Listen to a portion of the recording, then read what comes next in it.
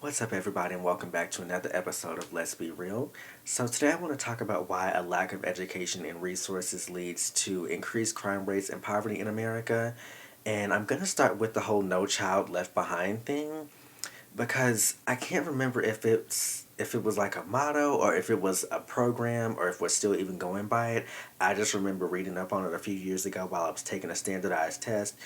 But basically, even though no child was meant to be left behind, there still has been and still are a lot of children that are ended up being left behind after finishing high school. And if the end goal is for the majority of these students to be college ready, then I would say only half of the work is being done because one of our sayings in Avid was we want you to get in college and we want you to stay in college.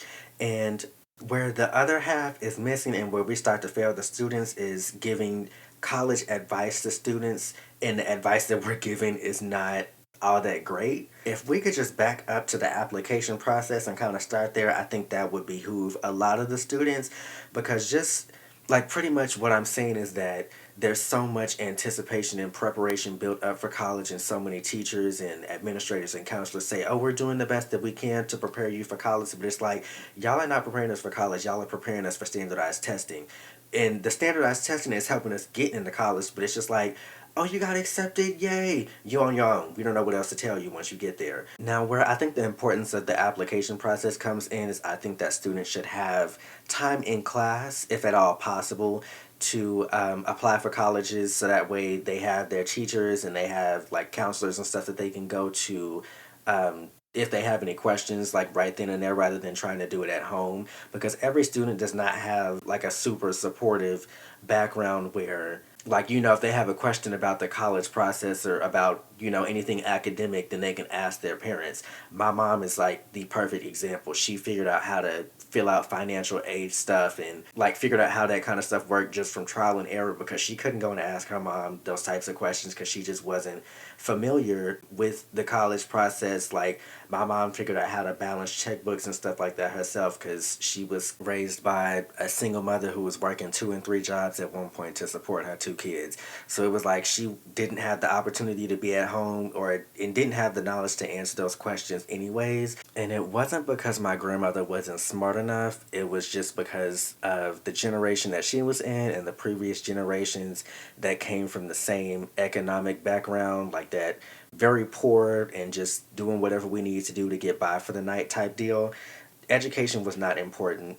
Education in books was not going to put food on the table for the night and help feed us, so you had to drop out. And I think it's important that teachers know and understand how a student's socioeconomic background could affect the way or their ability to navigate the education system, because students who have a more wealthy economic background tend to have relatives that are college educated, so they can go home and go to them and call them up and ask these college educated relatives questions about how to apply for college and things like application fees and how FAFSA works for them, whereas students who don't come from those backgrounds do not have the same blessing and the same the same privilege to ask their relatives these types of questions, because most of the time if you do, well, I never went to college, so I don't know how to answer those. Like, I don't know what any of this paperwork means, and this is why I really love the Avid program, and I think it needs a rebrand, because we were taught in Avid to advocate for ourselves. So if there were questions that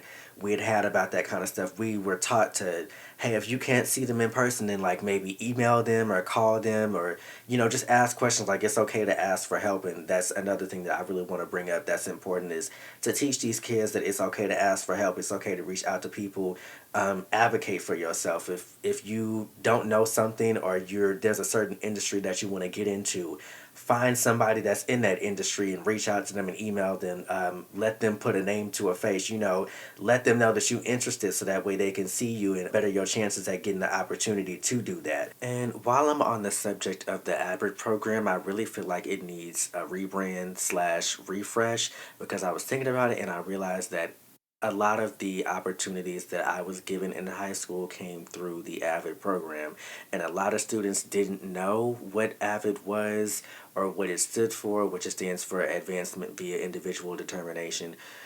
what is that class? Like, what is it about? And a lot of the students would just tell me, oh, it's just about organizing your binder and um, like getting your binder organized and like that kind of stuff. So it was kind of like I wasn't about to take that class and just sit there and organize my binder um, for days on end, because the general consensus was that, oh, it was just like a blow off class, or you just take it and it helps you get organized. So I was like, I can do that myself. Like, I don't really need a class dedicated to helping organize my binder, or it didn't sound like it was that important to me. If more students understood how important the AVID program is and how much it could help them, I'm pretty sure there would be a significant increase in the amount of students who want to sign up to be in the program and in the class.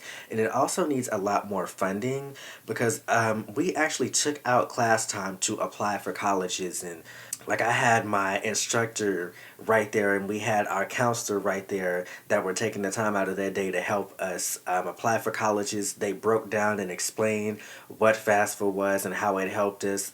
They explained how financial aid worked and how to apply for it. We had things like application fees, they were waived for us, so we didn't have to worry about that. And if you were a student like me who couldn't afford to, spend $50 and $100 back to back on applying to these different schools, then I don't know where I would have been or how I would have made that work. That would have been really expensive, and it would have made things 10 times more difficult. I can't remember what the website or the program that we used in the class was called, but it was basically this program that allowed us to mass apply to colleges all at once.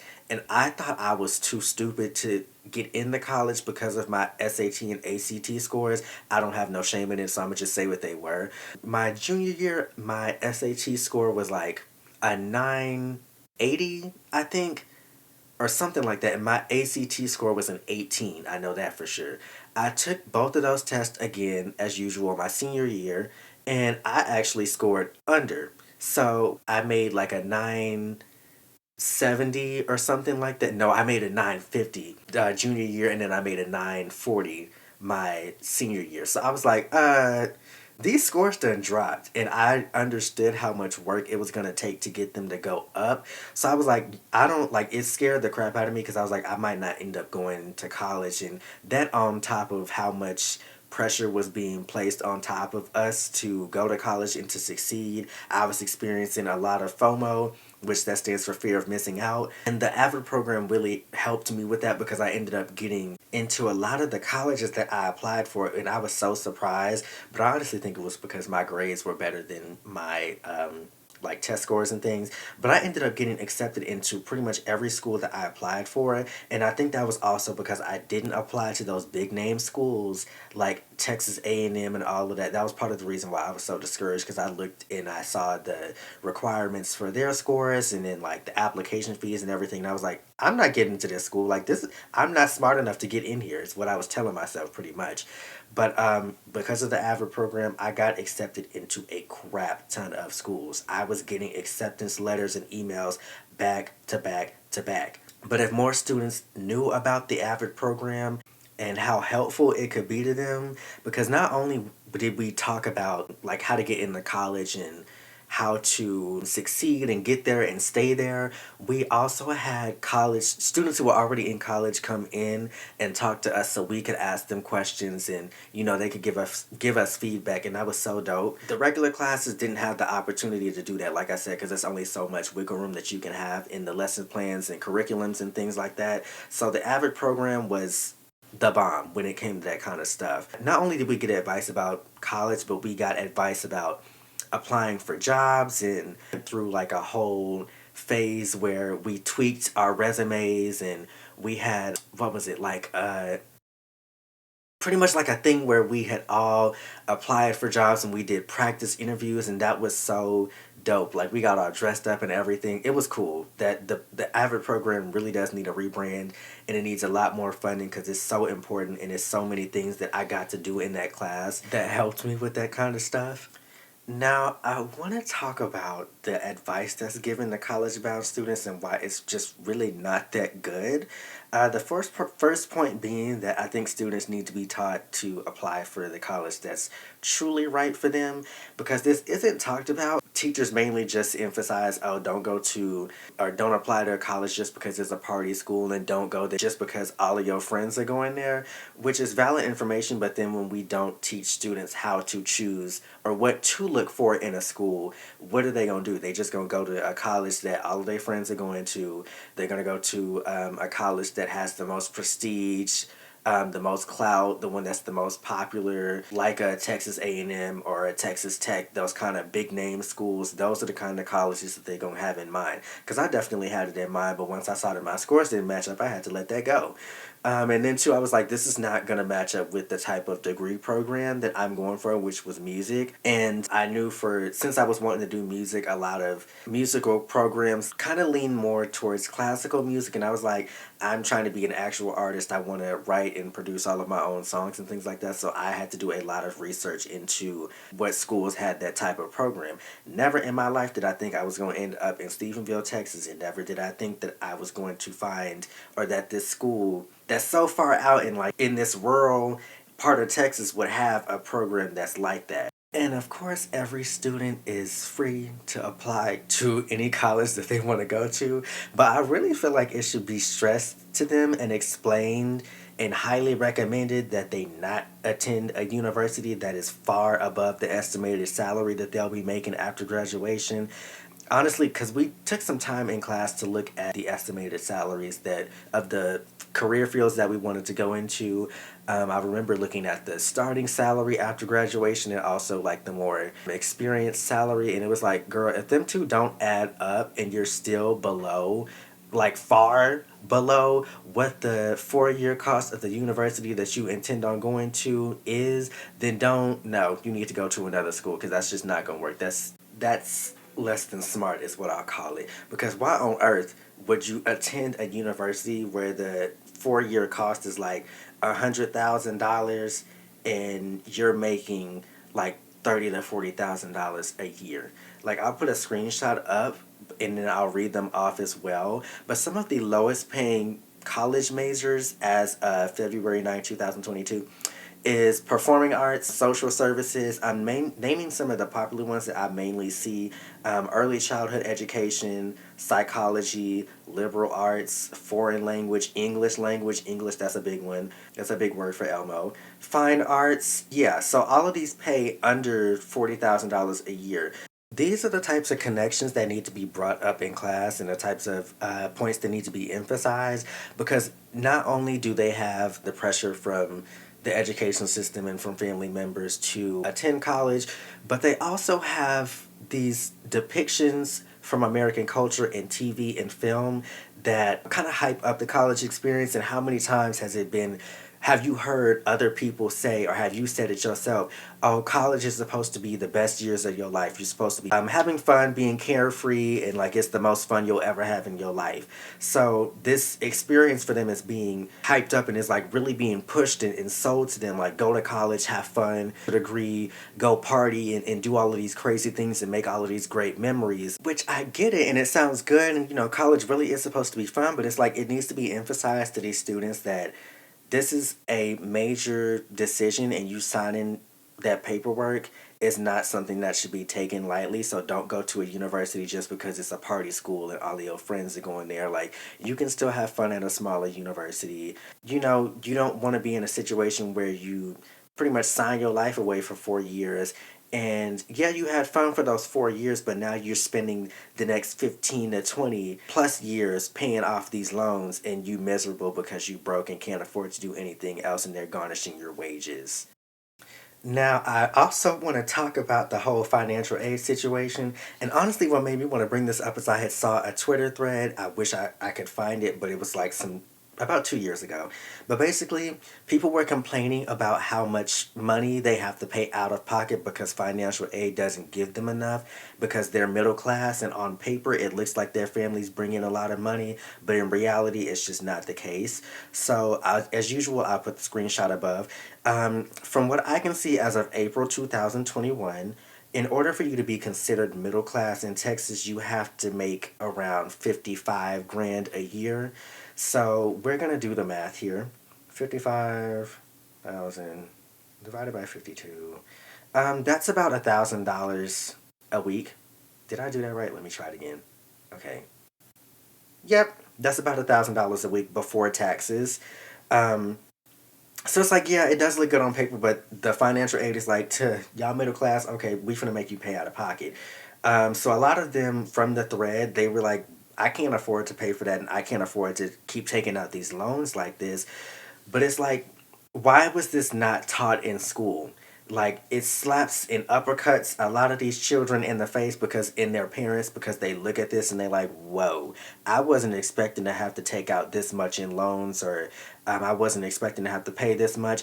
Girl, I'm low income and I go to a cheap university, so I can't relate. I'm not graduating with more than $60,000 in student loans, and with the field that I plan on going into, I can pay that off in no time. So this is why it is important to tell these babies about this kind of stuff, because when I tell you they was hot in that Twitter thread, a lot of them were like, "Oh my God, you too? I thought it was just me. It's so expensive, and I pay so much." And then I'm like, "See, this is why it's important to tell these kids not to go to these party schools or not to go to these big name universities because of the brand recognition and because it's a party school and because of like how many of their friends are going there, because now this is the type of stuff that you have to deal with. You chose to go to this expensive university and you just majoring in something general like business. Child, it's so many business and accounting schools that have that degree program, and the school itself is actually dirt cheap, but you decided to take your behind over to this expensive university, and now you got the nerve to be surprised when it's like, y'all should have known this stuff. And I really can't blame the students that much or the parents that much, because again, this is something that should have been explained to them in school so they knew better. But yeah, if you knew all of that and you still decided to go ahead and do all of that, you really don't have no room to talk or complain, and I don't feel sorry for you. But moving on, let's talk about the students who aren't going the college route and how the system fails them. Because, like I said earlier, every student does not come from a supportive, financially stable background or a family that's equipped to give them good career advice. So, what happens is that these students mainly end up working dead end jobs, and then they soon find out that these jobs don't pay that much and that it isn't realistic to try to support themselves or a family on these wages. And students coming from rough, poverty stricken, gang related, hood or hood adjacent backgrounds will most likely fall through the cracks and turn to stealing, killing, robbing, and selling drugs. These may seem like the only ways to survive without living in poverty. I'll say that again, to survive without living in poverty. To these people that come from these types of backgrounds, especially the gang related and the hood slash hood adjacent backgrounds, that's all you know. So if you trying to do the best that you can to get out and you don't have the know-how and you haven't been armed with that knowledge of, hey, like I said earlier, advocate for yourself, or this is how you apply to colleges, and your family doesn't know anything about that, and you're like a first generation student, it's going to be 10 times easier to just stick to what you know versus trying to navigate these spaces that you aren't educated on and you have no idea what you're doing, and you're just stumbling forward and failing, or what seems like failing constantly. It's just a lot easier to fall into the trap and just go back to or go to stealing, robbing, and killing to make a living versus working a dead end job and barely being able to pay bills, having to choose whether or not you eat for the week or you pay your light bill, like that kind of stuff. And for the kids who come from these types of backgrounds, it's just 10 times easier to just go ahead and flip a brick or go ahead and start slinging something, because you can make money 10 times faster and you have the possibility to make a lot more of it. Yeah, you take the risk of losing your freedom, but at least your family is fed and your bills are paid. So, how can we fix this? Teach kids about things like trade schools, vocational schools, and certifications, because those pay well also.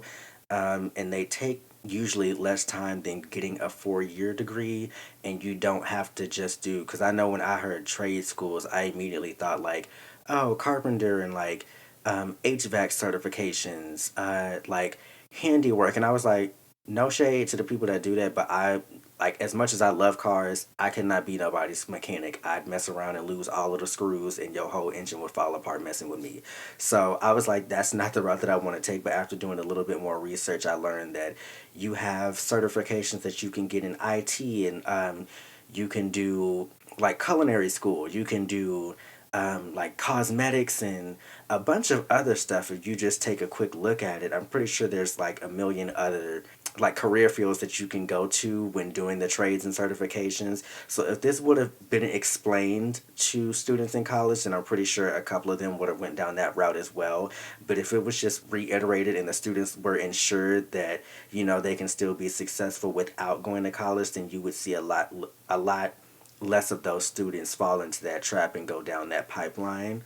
I didn't know it at the time, but after asking some of my friends that actually went to trade school, that some of them were making like $18 an hour out the gate, like just sitting there in class, learning and getting work done. One of my friends, he told me that after 2 or 3 years, pretty much the same amount of time that someone in college would take to get their degree, he was making like 23 to $25 an hour. Which, if we do the math, let's just do 25 an hour times 40 times 52. Yeah, that's 52 grand a year out the gate. So, the before taxes, let me emphasize that that is before taxes.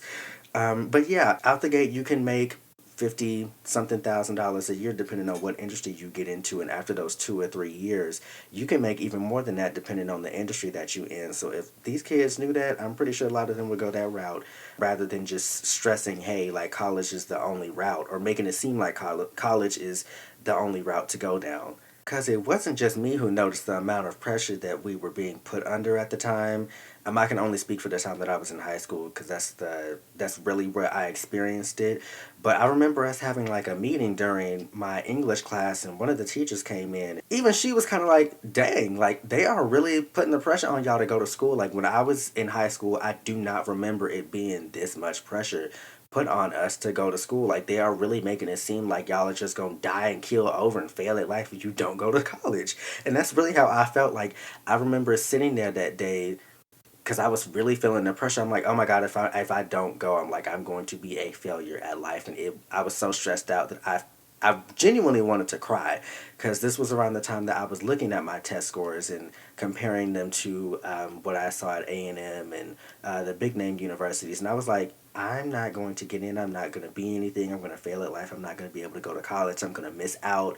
So yeah, stop scaring these kids and quit with all of the fear mongering because it's really not helping at all. And I feel like if teachers and your administrators and counselors had the tools to be able to give kids proper advice about college and tell them about things like the trade schools and the certifications, then of course things would be a lot better. But you can't really help people out when you aren't informed on that information. Because the only reason why I learned about it is from asking other people and from doing some research on my own. So I really think as many meetings as I see my past teachers have where they have to like travel and attend all of these board meetings and things, I really feel like these are topics that need to be brought up, and this is something that needs to be implemented into the education system. Because with this knowledge in being able to teach the students about this will really have a long lasting impact, because this is the type of information that they can carry with them for years to come. Or let's just say if like a student goes to college and they're like, this is not for me, then hey, I remembered I learned a little something about trade school, so now I can start doing research on that, rather than just, again, you coming from that uninformed background and you fall into old habits and now you just feel like you're stuck and don't know where to go, versus, hey, I remember I learned about this, so now let me try this route and see where that takes me. And without that being said, that's going to be the end of today's video. Hopefully somebody learned something so you can pass this information down to whoever might need it in the future. Yeah, I think that's it. Actually, no. Please stop telling these kids that they have to have their entire degree plan figured out before they go to college, because you can just major in general studies for the first 2 years if you don't know what you want to do. Do I recommend it? Not really. But since most college students go into university just doing the first like 2 years of core classes, you can pretty much switch and change your degree program as many times as you want to. The only problem, or the only time where problems might start to arise, is when you're making changes to your degree program if you've already gotten past those core classes and you've taken those classes that have more to do with your actual degree that you have. that's where you'll have trouble switching it, and certain classes won't cross over. But yeah, other than that, it's really not that crucial. You're fine for the first 2 years while you're in university. And on that note, I'm out. Thank you so much for tuning in, and I will see y'all in my next one. Peace.